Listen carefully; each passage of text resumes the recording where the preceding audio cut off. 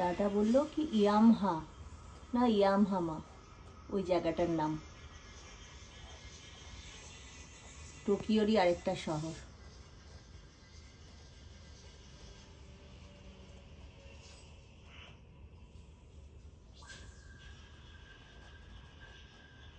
মেঘে ঢাকা আছে, দূরে বাড়িগুলো দেখা যাচ্ছে যে।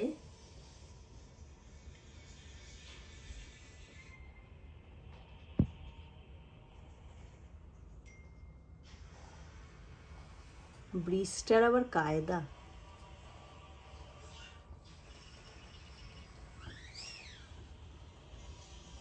শিপটা সরেছে, ও শিপটা একটু মুভ করেছে, এই যে শিপটা।